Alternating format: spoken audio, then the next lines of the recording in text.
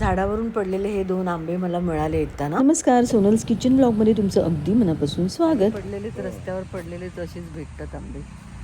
असे आरामात 1 डझन आंबे तर आरामात एवढं 5 मिनिटाच्या वॉकला पण, म्हणजे साईडला रस्त्याच्या कडेला झाडं आहेत ना, त्याचे आंबे पडतात खाली आणि मग रस्त्यावरच पडतात ते, म्हणजे मिळतात आपल्याला.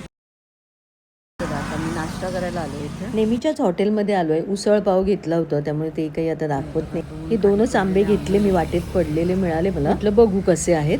आम्ही नाश्ता करण्यासाठी इथे आलो आणि मुलं ज्या हॉटेलमध्ये राहिली ना तिथेच नाश्ता केला. कोकण कसं समृद्ध आहे बघा. म्हणजे तुम्ही रस्त्याने अगदी चाललात ना तरीही तुम्हाला आंबे, काजू असे रस्त्यावर पडलेलेच मिळतात. हे सकाळी सकाळी तर खूप मिळतात ना. हा रस्ता आहे ना, रस्त्याच्या कडेकडेने बघा सर्व आंब्याची झाडं आहेत ना, तर त्याचेच आंबे पडतात. कोणी बघत पण नाहीत, खाली पडलेले असतात तसेच. आणखी पण आहेत पडलेले, पण काय घेतले नाहीत. हा, म्हणजे आम्ही तर नाही घेत, पण मिळतातच. हे थोडेसे आत आहेत, म्हणजे अगदी रस्त्यावर नाही आहेत, पण कुंपण वगैरे काही नाही आहे. असे तुम्हाला पण दिसत असतील आंबे. आंबा, काजू, नारळ पण आहेत. काजूचा सीझन तर आता जवळजवळ संपलाय, त्यामुळे ते आता झाडावरून काढत नाहीत. थोडेफार असतात ते असेच पडून जातात झाडावरून. तर आता मी ब्रेकफास्ट करून घरी चाललो आणि जाता जाता हे सर्व दाखवते तुम्हाला. पाहुणे फळं तोडतात. पाहुणे म्हणजे घरचेच आहेत, माझीच बहीण, भाऊ, आमची मुलं आणि आई वगैरे.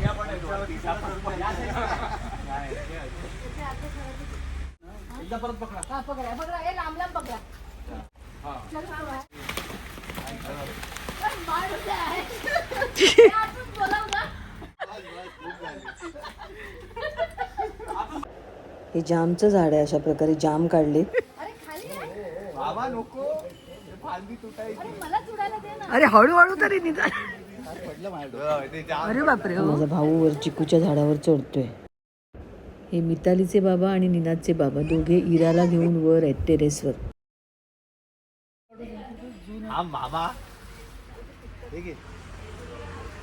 बापरे, वरती चढतो.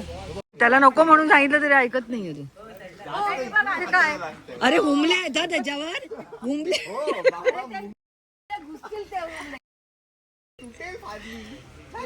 खरोखर हुमले आहेत. काढा काढा ते मग पडले ते.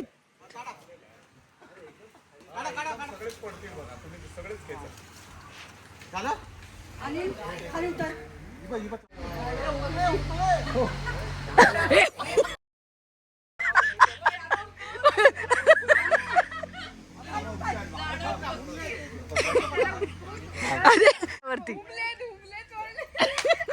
अगं कधीपासून मी सांगते.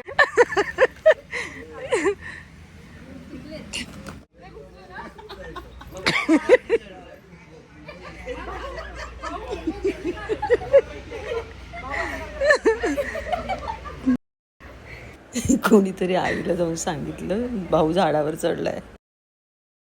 तो लहानपणी एकदा झाडावर चढला होता म्हणून आईने त्याला खूप मारला होता काठीने.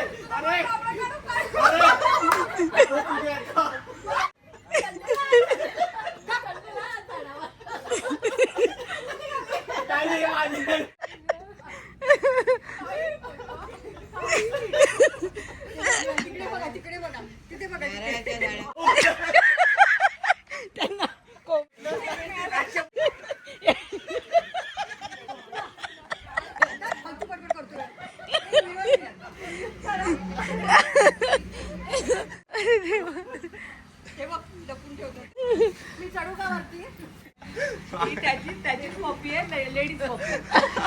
फरक नाही आहे. एवढे झाले तर वरून दाखवते, गच्चीवरून तुम्हाला किती दिसतात.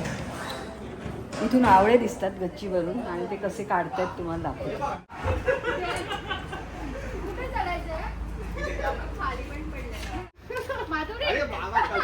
मुलं सांगतायत मामाला चढू नको झाडावर, कारण ह्या झाडांच्या फांद्या मजबूत नसतात ना, आवळा चिकू वगैरे. ह्या झाडावर मुंग्या नाहीत.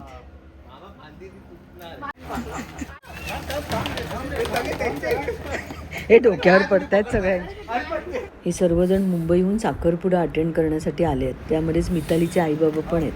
आम्ही लग्नाला जाऊन आलो. कुडाळला एका रिसॉर्टवर लग्न होतं. तिथला ब्लॉग मी बनवला नाही आहे, पण रिसॉर्टचे व्हिडिओ या ब्लॉगच्या शेवटी तुमच्यासोबत शेअर करेन. सगळे इकडे पडतायत.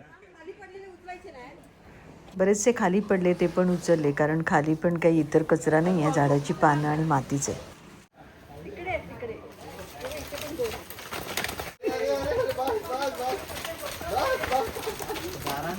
हे आवळ्याच्या झाडाला वर असे भरपूर आवळे शिल्लक आहेत. खालचे कोणी असे काढून घेऊन जातात, पण वरचे तसेच राहतात.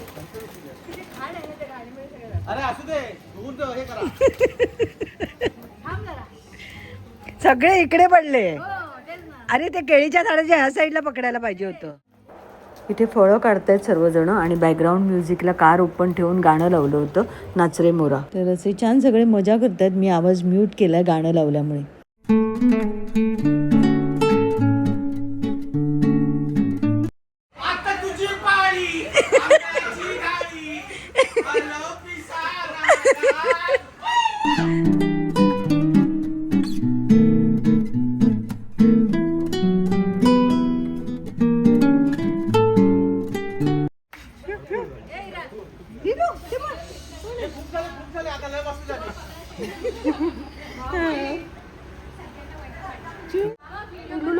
बाबूला काय पाहिजे?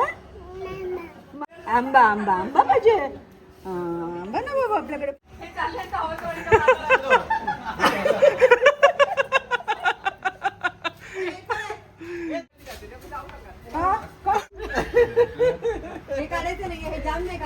इथे फोटोमध्ये आणि सेल्फीमध्ये तुम्हाला सर्वजण एकत्र दिसतील.